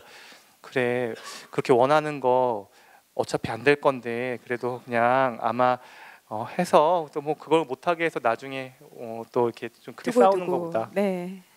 하자. 그래서 아내분이 아내가 허락을 해주셔서 서류를 놓고 했는데요. 5월 7일 날 결혼식 하기 전날 KBS 1차 서류 면접 합격 발표 소식을 듣습니다. 그리고 그 다음 주 수요일 날 카메라 테스트가 있으니까 오라고 합니다. 여기 불참할 때는 불합격이라고 인사운영부에서 얘기를 합니다. 근데 몰디브에 당시에 몰디브 신혼여행을 한 거금을 들여서 한 진짜 거금 600 정도 넘는 그 거금을 들였는데요. 그걸 아내한테 이제 결혼식 당일날 벌써 아내 표정은 벌써 이렇게 그냥 무덤덤했고요. 근데 아내가 일단은 면접을 보라고 해가지고 그 아내 덕에 신혼여행은 못 갔지만 제가 이 자리에 있을 수 있게 된 게 저의 전적으로 아내 덕분입니다. 그래서 아내가 없으면 그 100주년 기념교회 한 그 5월에 누군가 취소했던 그 커플이 없었으면 저는 이 자리에 있을 수가 없습니다. 진짜로요. 참 신기한 것 같아요. 이게 톱니바퀴가 그 어느 것 톱니바퀴 하나가 진짜 안 맞았으면 이게 있을 수 있을까. 근데 이제 결혼과 이후에 결혼 이후는 또 다른 얘기인 것 같아요. 이거는 제가 그 링크에 대한 얘기를 한 거라고 한다면 저희 아내도 맞벌이입니다. 그래서 밤 9시 늦게 퇴근하고 저도 좀 뉴스가 늦게 끝날 때 늦게 퇴근하는 경우가 많고 근데 지금 제 딸이 7살입니다. 그래서 이 세 식구가 같이 한 가정을 이루는데 맞벌이 하면서 가정을 지키는 건 쉽지가 정말 않습니다. 직업을 영어로 occupation이라고 하잖아요. 제가 영어 발음은 잘 못하는데 저희 은사님께서 occupation의 어근이 occupy니까 직업이라는 게 네 머릿속에 내 뇌를 꽉 차고 있게끔 만드는 게 직업이구나. 직업에 몰입을 하면 정말 가정을 놓치기가 쉬우니까 닥터박 좀 그거 주의하라고 했던 기억이 납니다. 정말 직업이라는 거 직장 생활을 하면서 가정을 유지하는 거는 정말 쉽지 않더라고요. 그래서 지금도 아내와 제가 그 부담을 조금씩 지고 서로가 하고 있는데요. 은사님께서 결혼식 하기 전에 인사드렸을 때 하셨던 말씀을 지금도 저는 기억하고 아내하고도 얘기합니다. 결혼이라는 건 장롱 한 사람이 들어갈 수 있는 장롱에 두 사람이 들어가는 거다. 그래서 두 사람이 들어가면 한 사람이 들어갈 수밖에 없는데 두 사람이 들어가니까 조금씩 팔과 다리를 허리를 구부려줘야 같이 그 장롱 안에 버틸 수 있다. 그런데 한 사람이 좀 편하자고 다리를 계속 뻗고 있으면 그 다른 한 사람은 허리가 더 쭈그려야 되고 더 다리를 쭈그려야 돼서 정말 나중엔 버티지 못한다. 이게 결혼이다라고 얘기를 해주셨던 것들을 너무 처참하게 공감을 하면서 얘기를 왜 했는데 결혼은 갑갑하다는 이야기. 갑갑이요? 이거 안 돼요. 갑갑이라뇨 또. 제 영상을 아내분께서 보실 수 있죠. 네. 근데 시작부터 이렇게 딱 뭐 누구 하나의 희생으로 시작됐다라고 딱 정의할 수는 없겠지만 어쨌든 그 본인의 꿈을 이루기 위해서 새로 가정이 출발하는데 안에 큰 희생이 있었어요. 그렇죠? 네. 인정하시죠? 그럼요. 인정합니다. 이런 건 좀 크게 예, 얘기하세요. 인정합니다. 근데 사실은 뭐 저도 결혼 생활을 하고 또 직장 생활을 같이 병행해 나가고 있지만 아이를 하나 키우는데 엄마로서 또 직장인으로서 아내로서 이걸 다 해나가기가 너무 어렵고 또 솔직히 말하면 저희 남편도 많이 도와주지만 내가 더 희생한다라는 생각이 솔직히 엄마로서 들기는 하거든요. 생색을 내지는 않는 것 같아요. 그런데 네. 2030 그 이 청년 부부들이 한참 어쨌든 일을 할 때니까 가정 생활과 이거를 잘 유지해 나가기가 쉽지 않을 것 같아서 고민이 정말 많을 것 같아요. 저희도 마찬가지고요. 그런 고민도 좀 많이 나누지 않나요, 목사님? 네, 나누기도 하고 제가 네. 현재 처한 상황이기도 아. 합니다. 저는 그 이야기를 들으면서 일방적인 희생은 예수님만으로 충분하지 않나. 네, 그리고 사실 예수님밖에는 일방적인 희생을 할 수 있는 존재가 없다라는 생각을 합니다. 왜냐하면은 그 어느 유행가 가사처럼 그 우리는 모두 사실 누군가 위에서 세워진 열매이자 꽃이거든요. 근데 계절이 지나면 사실 우리 또한 땅으로 묻혀서 누군가의 거름이 되어야 하는, 그게 저는 흙으로 태어난 인간 존재의 숙명과도 같은 부분이라는 생각을 합니다. 그래서 그 내가 이렇게까지 하는데 라는 말은 쓰지 않았으면 좋겠다. 이것이 제가 제 스스로한테 하는 이야기 중 하나입니다.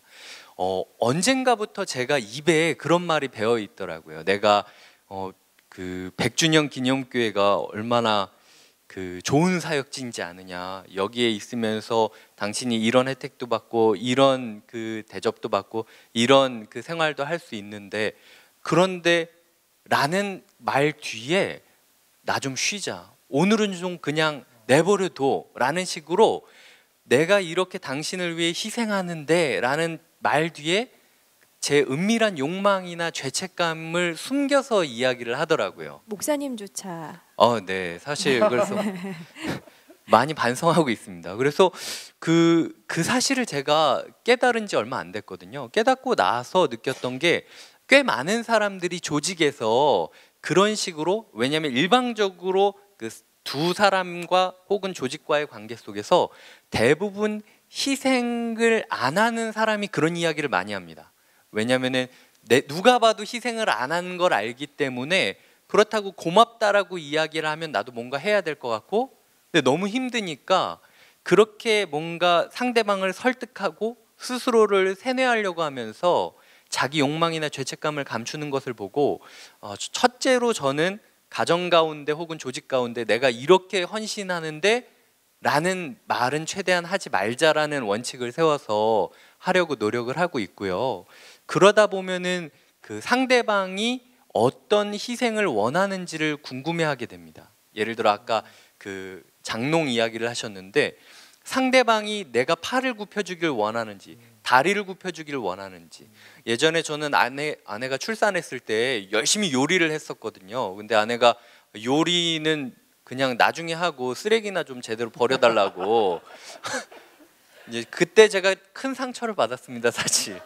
근데 아내가 정말 필요했던 건 그런 부분이더라고요. 그래서 내가 원하는 상대의 희생점을 찾는 것이 아니라 상대에게 먼저 물어보고 상대가 원하는 희생을 해주는 것이 관계에 있어서 굉장히 중요한 것이 아닐까라는 생각을 해보았습니다.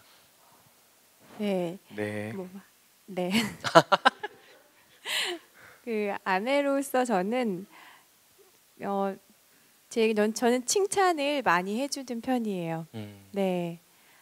잘한 것도 못한 것도 칭찬을 많이 해주는 것도 그래도 관계를 잘 유지해 나가는데 맞습니다. 좋은 도움이 되는 것 같습니다. 진짜고요. 네. 그리고 저희 이제 가정 이야기 잠깐 나눠봤고, 그 회사 이야기로 다시 좀 돌아가 볼게요. 여기 오신 분들이 또 직장 생활 하시는 청년분들이 많으시기 때문에요. 처음에 입사했을 때 아까 말씀하셨지만 일 때문에 힘들다 느끼는 것보다는 사실 제일 힘든 거는 관계예요. 그렇죠. 상사와 또 동료와 경쟁 뭐 이런 여러 가지 것들의 그 사람 사이의 관계 때문에 제일 그런 마음의 힘듦을 느끼지 않나 싶은데요. 어떠셨어요? 예, 제가 뭐 직장 생활 9년 차가 됐는데 저희 동료들 선후배들이 저희 부서, 저는 이제 보도국 사회 일부에 있습니다. 그 사회 일부에서 저는 붙박이로 있는데 모든 동료들은 1년이나 2년 정도의 터를 가지고 다 왔다가 떠납니다. 대부분 선후배들은요, 관계보다도 우리가 관계를 보지를 못하고 좀 더 편한 부서나 좀 더 힘 있는 부서, 좀 더 멋진 부서들을 많이들 선호합니다. 그래서 이번 부서보다는 조금 더 좋은 부서를 지망을 하고 그쪽으로 가려고들 많이 노력을 합니다. 그런데 또 얘기해 주셨듯이 그것보다 더 중요한 건 관계더라고요. 저는 매번 인사 시즌이 되면 누가 오나 누가 떠나나 그것만 바라봅니다. 누가 오냐에 따라서 이곳이 천국이 될 수 있고 누가 오냐에 따라서 지옥이 될 수 있음을 저는 너무나도 경험을 하기 때문입니다. 어떤 팀장이 오는지, 저의 상사 어떤 부장이 오는지 그게 저의 삶의 질을 좌우하는구나. 그리고 어떤 동료들과 함께 일을 하는지 그게 나의 일을 신나게 만들 수도 있고 일을 아무리 쉬운 일도 관계로 인해서 너무 짜증나는 일이 될 수 있구나를 여기 있는 분들도 너무 잘 아실 겁니다. 저는요 이럴 때 제가 만약 목사님이 싫어하면 그곳을 천국으로 만들 수 있겠죠. 누가 오시든. 그런데 그거는 저는 불가능하고요. 어떤 목사님 이야기하시는 건가요? 그럼 예수님이요. 천국으로 만드실 수 있겠지만 저는 누가 오는지에 따라 너무 큰 영향을 받는 나약한 존재고요. 그래서 다만 저의 노하우, 다만 제가 후배들한테 얘기하는 거는 제 자신이 누군지, 제가 누군지를 먼저 빨리 아는 게 중요합니다. 사회생활을 하다 보면 관계 속에서 많은 문제들이 있는데 저는 어떤 사람들하고 일할 때 편하고 어떤 사람들 일할 때 불편하다. 그리고 또 어떤 것들이 힘든 부분을 인정하고 합니다. 그래서 저는 그런 것들을 관심이 많아서요. MBTI나 이런 거 있잖아요. 저는 ENFP거든요. 그래서 외향적이고 직관적이고 물론 달라집니다. 어떤 사람을 만나냐에 따라서 이것도. 그리고 약간 펠로우십, 약간 관계 중심적이고 약간 우유부단합니다. 근데 이런 사람이 그 위에 부장을 ISTJ 어렵지만 다시 풀어서 얘기를 드리면 내향적인데 모든 걸 갖다가 감시하고 그 다음에 머리로만 사고하고 사람들한테 풀지 않고 펠로우십이 별로 안 되면서 저지먼트하는 인사 고과를 바로 그냥 깔아버리는 이런 분들하고 만나면 저는 정말 너무 힘듭니다. 참고로 제가 그 성향. 그러십니까? 근데 MBTI 다행이에요. 하라는 얘기는 아닙니다. 제 얘기는 자기가 자신이 누군지. 그래서 저는 어떤 일기를 종종 쓰는데요. 어떤 분들하고 회사 내에서의 관계가 문제가 생기면 항상 일기를 쓰는 저의 어떤 그런 습성이 있습니다. 그런데요, 정말 신기한 거는 제가 똑같은 문제가 생겨서 또 다시 일기를 들춰겨 보면요, 똑같은 고민으로 똑같은 유사한 사건으로 그걸 일기장에 적었던 기억들이 대학교 시절부터 계속 반복되는 걸 저는 깨닫습니다. 참 신기하죠? 관계의 답이 남한테 있는 것 같은데 어쩌면 바뀌지 않는 저한테 있을 수 있다는 단서인 거예요. 매번 문제가 똑같이 발생하는 그 기록들을 제가 쓰면서 그 사람은 원망하고 그 사람 빨리 떠났으면 좋겠다고 쓰는 그 일기장이 똑같은 내용이 반복되는 게 변하지 않는 상수는 저잖아요. 그러니까 그래서 저는 이런 일기를 들춰보면 그래도 천국으로 만들 수는 없지만 그 관계 속에서의 위기 상황을 그때 그런 것들을 다시 한번 리마인드해서 한두 번 정도는 피해갈 수 있었던 것 같아요. 그리고 요즘에 하나 조금 더 얘기하면 나이가 들면 그렇게 또 여기 나이 많으신 분들도 계시지만 꼰대가 된다고 많이들 얘기를 해요. 그러니까 사실은 제가 원하는 모임, 제가 원하는 회의는 새롭고 공감이 가는 내용들이잖아요. 그런데 새로운 거는 저한테 있을 수가 없어요. 나이 든 분들한테 있을 수가 없어요. 새로운 생각과 새로운 거는 그 젊은 사람들이 마음의 문을 열 때 열린 미래가 거기에 있다라고 저는 믿습니다. 그런데 저하고 밥을 먹으면 이분들이 저한테 얘기를 안 해요. 왜냐하면 나이 든 꼰대라고 생각을 하는 경향이 있는 거예요. 호칭이 주는 거, 선후배의 어떤 기수 문화, 직장 내의 그 경직된 문화,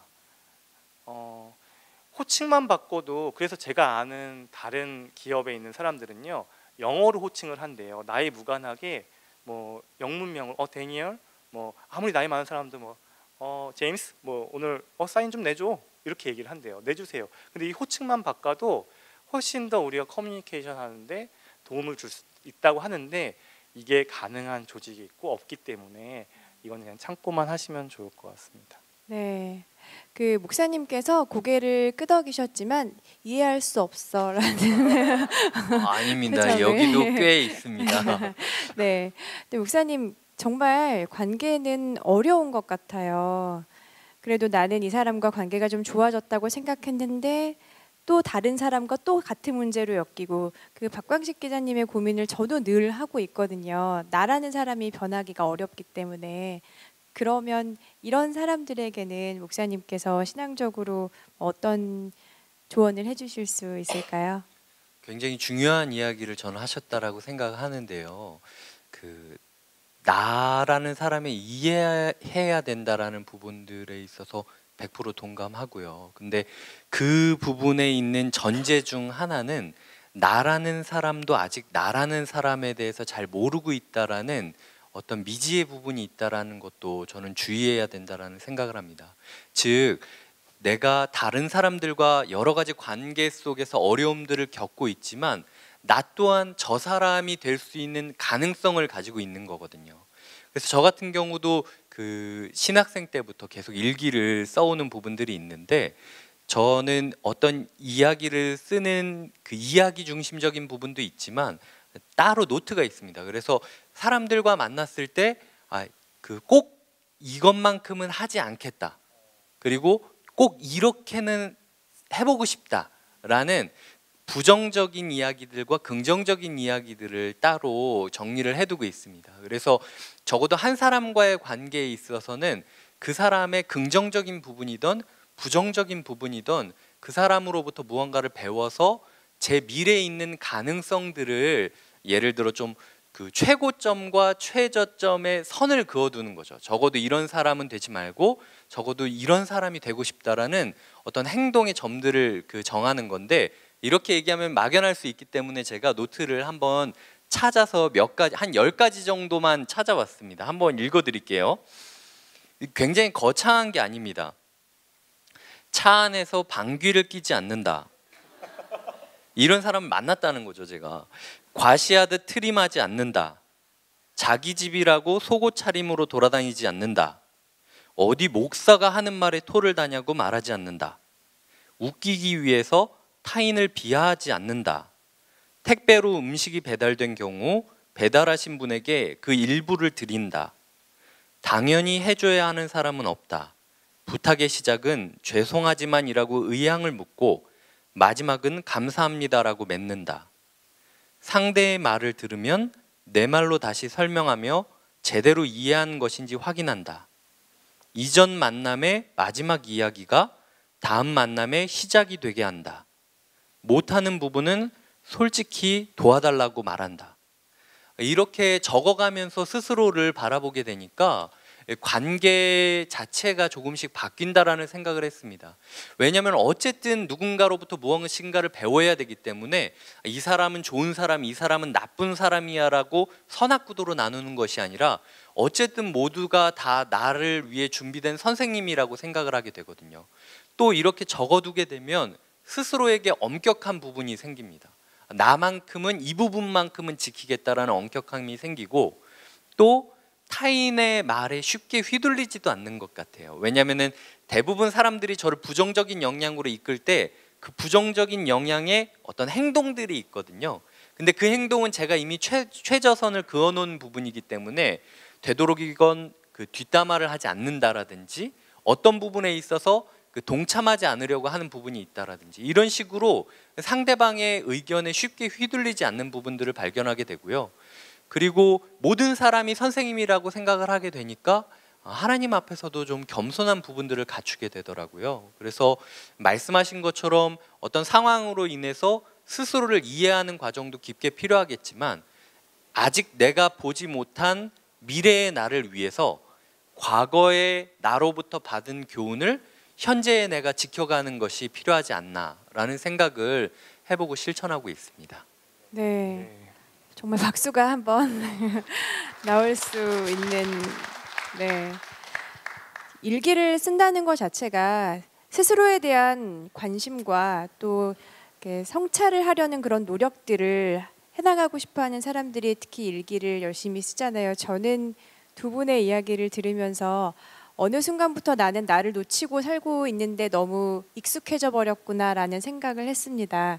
일기를 쓰시고 또 거기서 무엇이 잘못됐는지를 스스로 계속 생각해보고 또 그것을 어떻게 개선해 나가기 위해서 무엇을 해야 하는지를 이렇게 고민하시는 목사님의 모습을 보면서 또 저도 깨닫게 되는 바가 있네요. 다시 박광식 기자님께 질문을 드릴게요. 의사에서 기자로 이 점에서 이쪽 점으로 옮겨 왔습니다.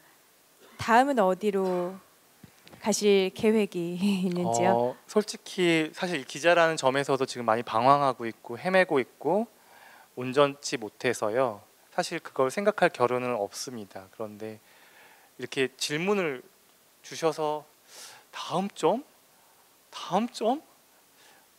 그러다가 예전에 제가 갖고 있던 조그만 작은 소망이 있는데요.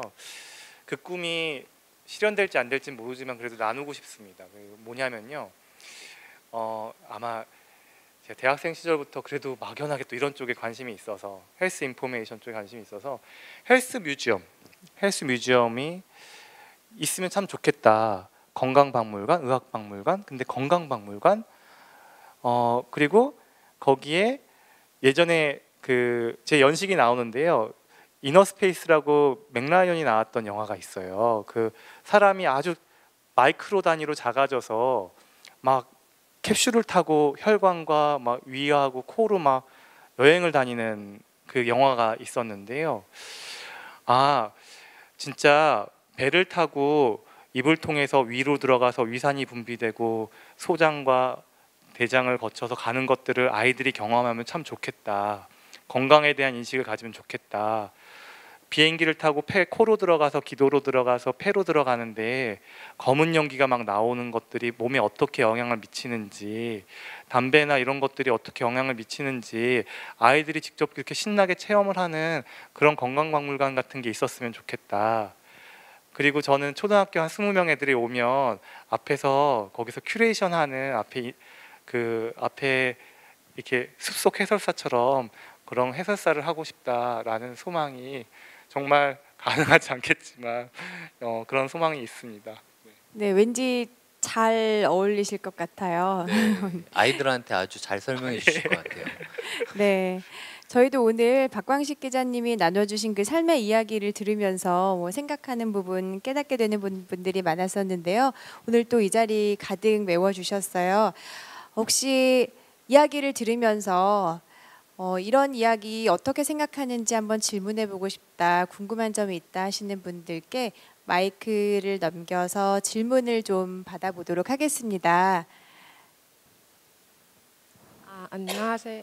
일어나서 말해야 돼요? 네, 일어나서 말씀해 주시면 더 저는 그냥 좋아요. 아까 얘기 듣다가 그 공명이라는 얘기를 하셨잖아요. 마음에 울림이 있으셨다고. 그때 뭔가 하나님의 어떤 사인도 느끼신 건가요? 그때 공명이란 부분이 인간적인 부분인지 신앙적인 부분도 같이 포함되는 건지 그걸 알고 싶어서. 그때 저의 기분과 감정, 그 생화학적 변화, 호르몬의 변화를 어떻게 설명할 수 있을지 모르겠어요. 그걸 생물학적으로 설명할 수도 있고 신학적으로 설명할 수도 있고 네. 인문학적으로 설명할 수도 있겠지만 네. 분명한 거는 앞서서 저에게 그걸 놓쳤던 저의 아쉬움, 그러니까 총이 발사되기까지, 그러니까 뭔가 그랩하기까지, 뭔가 잡아당기기까지 저란 사람은 아까 좀 우유부단하고 결심을 잘 못하는 어떤 그런 사람인 저에게 그 전에 제 눈앞에서 SBS 의학 전문 기자를 전화 한 통화 해보고 그냥 스스로 자포자기했던 그런 경험들, 이런 것들이 응축되고 정말 이거 아니면 이제 난 더 이상 이게 마지막이다라는 그런 느낌이었던 것 같아요. 그리고 그런 것들이 주변에 제가 형제들과 이렇게 나누는 과정에서 그런 것들을 형제들로부터 피드백을 받잖아요. 그러면서 함께 소망하고 했던 그런 것들에 대해서 아마 제가 그걸 신의 음성이다 그런 게 아니라요. 어떤 느낌이냐면 정말 그냥 그 공고를 들었다 이거다. 그냥 신이 나가지고 정말 뛰어갔던 것 같아요. 그냥 세브란스 가정의학과 교실 빨리 가서 교수님 드디어 추천서 써주시면 됩니다. 추천서 들고 가가지고 막 너무 신나서 합격도 안 했는데 이건 제 거라는 생각이 너무 강하게 들었던 거. 좀 미쳤던 걸 수도 있는데요. 근데 그 전에 그 과정들, 응축됐던 과정들이 저를 그렇게 만들었던 것 같습니다. 질문 하나 더 있는데 어떤 직업에는 기천은 없잖아요. 근데 기자도 그렇고 의사도 그렇고 이제 전문가가 되면 이제 초짜를 벗어나면 권력이 생길 수 있다고 아까 말씀하셨잖아요. 근데 세상 사람들이 보기에 그냥 일반적으로 저희의 상식이 의사가 좀 더 나은 거, 좀 더 알면 기자도 힘이 있지, 언론은 진짜 힘이 세니까 이렇게 알 수도 있는 건데, 그러니까 크리스천으로서 저는 약간 그러니까 저도 제 분야의 전문가가 되면 여기서 더 발전할 수 있잖아요. 예를 들면 제 분야에서 교수가 된다거나. 근데 크리스천으로서 그런 네임 밸류가 있는 직업의 꿈을 갖는 것이 조금 이게 내가 꿈인가 허영인가 이런 생각이 들 때가 있고 그리고 제 그릇이 그게 아닌데 내가 허영을 꿈꾸는 건가 막 이런 생각이 들 때도 있고 또 아무튼 그래요. 그래서 이런 부분에서 어떻게 하면 좋을까요? 뜬구름 잡듯이 꿈을 꾸신다고 하셨는데 그게 참 구분하기 어렵고 그게 참 네. 고민이고 그 막막함은 겪어보지 않은 사람은 모를 것 같아요. 우선 첫 번째 질문에 대해서 저는 의사에서 기자로가 이게 더 좋아 보여서 갔다기보다는요. 저는 융합이라는 개념이 있었던 것 같아요. 의사를 베이스로 해서 좀 더 알리고 싶고 좀 더 방송이라는 매체 쪽으로 가고 싶다. 의사에서 기자로 융합되는 형태의 어떤 그런 길이었던 것 같고요. 그리고 이게 제가 갈 수 있는 길인지 아닌지에 대해서는 저도 다시 그 과거로 돌아가면 내가 의학 전문 기자를 꿈꾸는 게 능력도 안 되는데 그걸 꿈꾸는 게 가당치는가? 그냥 나 빨리 그냥 빨리 병원 알아봐서 개원가에 병원 목 알아보고 그냥 빨리 개업하는 게 맞지 않나라는 생각도 했을 것 같아요. 그런데 그냥 저의 아까 얘기는 언급 중에는 없었던 것 같은데 간절한데 간절하지 않았어요. 이게 말이 좀 이상한데요. 그 교수가 되고 싶다고 그렇게 간절한데 그게 제게 아닌 걸 아는 거.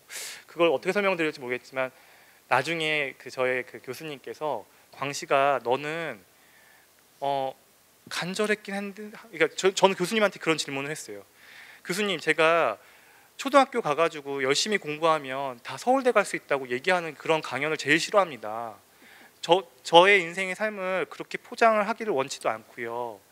그리고 제가 간절해가지고 여기 왔다라고 기자가 됐다라고 의사가 됐다라고 얘기하는 데는 참 부담스럽습니다라고 제가 고백했던 적이 있어요. 근데 교수님께서 저를 한 수년간 지켜왔던 교수님께서 하셨던 말은 광식아 근데 너는 간절했는데 간절하지 않았어 이렇게 얘기하시는 거예요. 그리고 간절했지만 약간 뭐랄까 집착하지 않았대요. 그게 조금 달랐던 것 같아요. 도움이 될지 안 될지 모르지만. 됐고 저 마지막 질문 하나 더 해도 될까요? 네, 저희 질문 많은 혹시 다른 분께 혹시 의사를 좀 여쭤보고 그리고 또 시간이 남으면 전해드리도록 하겠습니다. 네, 오늘 강연 너무 잘 들었습니다. 보통의 사람들이 저 정도 자리에 올라가면 아무런 걱정도 없을 거라고 생각하기 쉬운데도 여전히 하시는 고민들 나눠주셔서 감사하고 아까 목사님 말씀하신 것에 공감을 했고요. 저는 조금 약간 재밌는 단어로 표현을 하자면 앞에 계신 세 분은 대기업에 다니시는 엘리트라고 생각을 합니다. 그래서 직업을 선택하거나 점에서 점으로 이동할 때도 사실은 의사와 기자 둘 다 엘리트 직업군이라고 생각을 하거든요. 아무나 쉽게 갈 수 없는. 그렇다면 그런 결정, 세 분께도 한번 다 들어보고 싶은데 어떤 직업적인 결정과 방향을 정할 때 재정과 돈에 있어서의 영향은 혹시 없으셨는지. 왜냐하면 제가 느끼기에 제 주변을 돌아봤을 때 돈 때문에 어쩔 수 없이 버티거나 돈 때문에 이동하는 어떤 직업적인 선택들도 많고 돈 때문에 포기하는 젊은이들이 지금 많이 고민하는 게 아닐까 싶어서 조금 이미 지나가셨던 과정이지만 돌이켜봤을 때 삶의 생존과 재정이 나의 이런 점과 점을 잇는데 어느 정도 영향을 미치지는 않았을까, 그런 부분 한번 여쭤보고 싶습니다. 가위바위보 할까요? 제가 먼저 이야기하자면 저 같은 경우는 어쩌면 목사라는 직업이기 때문에 더 가장 쉽게 대답할 수 있는 부분일 수도 있을 것 같은데요.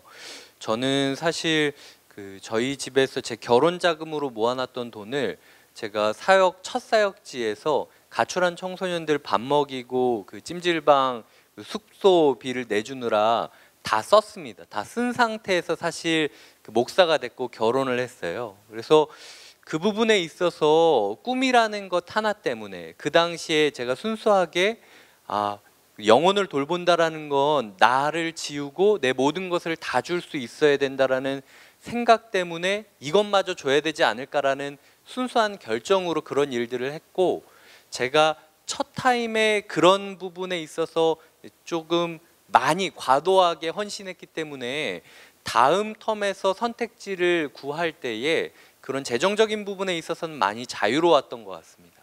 모험을 하기 위해서는 어떤 미지의 가능성으로 몸을 던져야 되는데 그 부분에 있어서는 사실 재정적인 부분도 굉장히 중요한 부분이거든요. 그래서 인생의 선택에 있어서 한 번 정도 그렇게 실행을 해보았던 것이 꿈 때문에 제 영향력, 다른 선택들에 긍정적인 영향력을 주고 있다라고 이야기 드리고 싶습니다.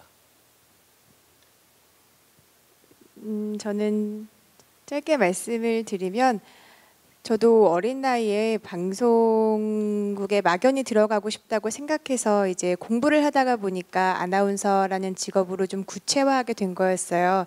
그때 당시에는 재정적인 부분까지는 생각하기에는 제가 좀 나이가 어렸었던 것 같고 그때는 마이크를 잡을 수 있다면, 그리고 그때는 이제 기도를 했거든요. 하나님의 선한 영향력을 드러내는 일을 하고 싶은데 그게 방송이었으면 좋겠습니다.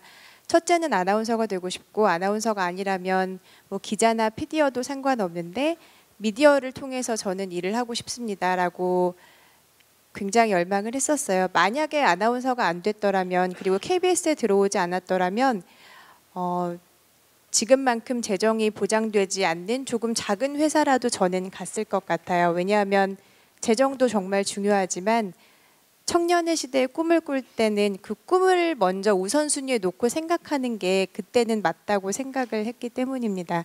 근데 정말 감사하게도 말씀하신 것처럼 대기업에 들어올 수 있었고, 그래서 오늘 이 자리에도 제가 이렇게 사회자로 쓰임받게 된 거는 제 자신에게 너무 큰 영광이에요.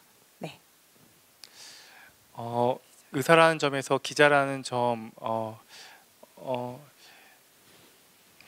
재정적인 부분, 재정적인 부분은요, 3분의 1, 뭐 제 친구들과 비교하면 진짜 너무 적게 받고는 있지만, 그럼에도 많죠.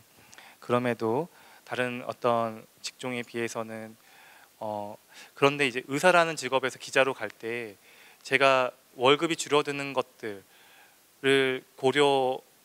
근데 그게 안 보이더라고요. 저의 그 시점에서의, 분명히 남들은 의사가 버는 액수가 이 정도인데 글로 가면은 저 지금 제가 받는 한 월급이 세브란스 병원에 있을 때 한 전공이, 그러니까 펠로우 1년차 때 그 수준으로 지금 받고 있는데요.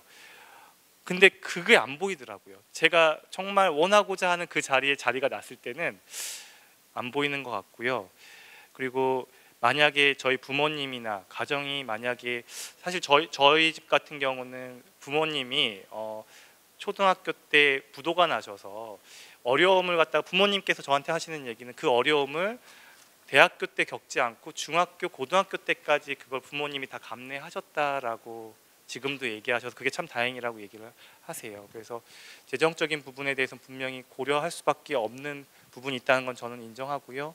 하지만 그게 정말 그 꿈이 뭔가 하고 싶은 걸 같이 일치됐을 때는 그게 잘 안 보이더라고요. 네, 답이 도움이 되셨길 바랍니다. 저희가 마칠 시간이 거의 다 되었어요. 더 질문은 많으실 것 같지만 또 다음에 좋은 기회로 마련하기로 하고요. 마지막으로 박광식 기자님께 질문을 하나 드리고 싶습니다. 하나님께서 오늘 이 자리까지 이끌어 주셨어요. 그렇죠? 네, 네. 박광식 기자님께 오늘 이 자리에 있도록 역사하신 하나님은 어떤 분이시라고 감히 정의할 수 있을까요? 감히 얘기 못할 것 같고요. 이 질문에 대해서 어떤이라는 단어를 저는 붙일 수는 없지만 제가 떠오르는 그 이미지는 있습니다. 그 옥합을 깨트려서 향유를 죄 많은 여인이 예수님의 발을 머리카락으로 씻겨준 그 이미지가 저에게는 늘 강렬하고요. 그래서 그 죄 많은 여인이 향유 옥합을 깨트리고 그 씻는 장면을 떠올리고 그 생각을 할 때면 진짜 저는 아무 말도 할 수가 없습니다. 네, 갑자기 좀 울컥하신 것 같아요. 그 여인의 이미지와 또 본인을 많이 겹쳐서 생각을 하시는 것 같은데요. 네, 오늘 진솔한 삶의 이야기를 많이 나누어 주셨습니다. 여기 오신 분들이 한 100분이 조금 안 되시는 것 같아요. 그 여러분 마음속에 박광식 기자님의 이야기가 좋은 울림이 되셨기를 바라고요. 또 하나님께서 또 이 이야기를 통해서 여러분께 많은 은혜를 주셨으리라 믿습니다. 저희 그럼 오늘은 이 자리 여기서 마치도록 하고요. 수고해 주신 박광식 기자님 그리고 이광희 목사님께 박수 한번 부탁드립니다.